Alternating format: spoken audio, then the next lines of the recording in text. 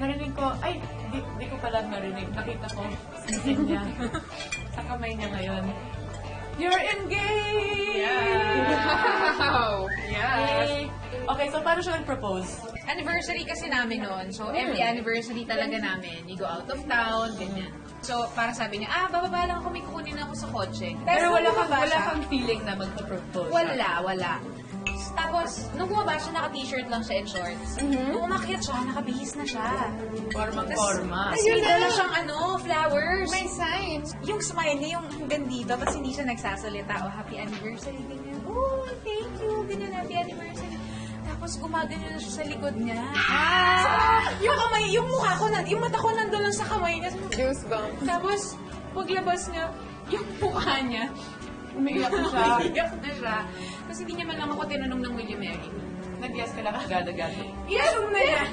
So parang tinignan ka lang niya, tapos, okay. Okay. Yes na yun. Inassume na niya na yes na. Pero Parang iiyak na siya ngayon. ganun lang ako tuwing kinikwento ko siya. Siyempre, kinikilig ako. I love it. So, this na ba yung wedding nyo? Yes. December this year. Unang wake-up, syempre naman, we get to play with Tagalog words. So, may mga cards dito na may idioms at kailangan sabihin ng meaning. Okay. Kung mali, may question sa back. But we can't read it now. Na kailangan sagutin. Sabihin mo out loud, ah. Yung green. Wait, bubuksan ko muna to. Ano yan? What does it mean? Hindi muna pwedeng itignan yung question. Invento ka na lang. Alilang kanin. Ano to? Matakaw sa kanin. Hindi ko alam. Ako okay naman. Ano yung meaning? Open mo? Yung meaning nandito. Utosang walang sweldo. It makes sense. It makes sense. At dahil mali, may tanong sa likod. Ano yung tanong? Oh my God! Sikat na something. Kaninong sikat na personality ka willing maging alilang kanin? Kay Miss Isa Calzado. Bakit? Okay. Dati nung kapag nakakasama ko siya, parang sobrang starstruck ako sa kanya. Parang kahit pag inutusan niya ako, gagawin ko talaga. Sige na. Kayo naman. Okay.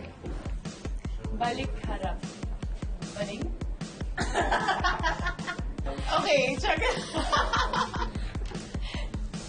Mabuti sa harapan, takila sa likuran. Oo. Okay. Parang balimbing. At saka, backstabber. Backstabber. So, Ayan na. magpangalan ng isang balik harap sa Philippine Showbiz. Oh my God! Well, ito lang yung kilala ko talaga. True. Yeah. Totoo yun. Totoo yun. Daga sa dibdib. Parang isang problema. Malaking problema na mabigat. Yeah. Ang si Heartbroken. Takot! Kailan ka huling dinaga sa dibdib? Naku, matagal nang hindi. Hindi. Nung in-offer sa akin yung sinungaling mong puso. Why? Kasi parang ayokong... No, why? Kasi parang nung time na yon ayokong tumanggap ng mahirap. Ang dami kong inisip, parang, sino ba kasama ko dyan? Madali bang katrabaho? Sino yung... Di ba, parang ganun lahat. So, ayun.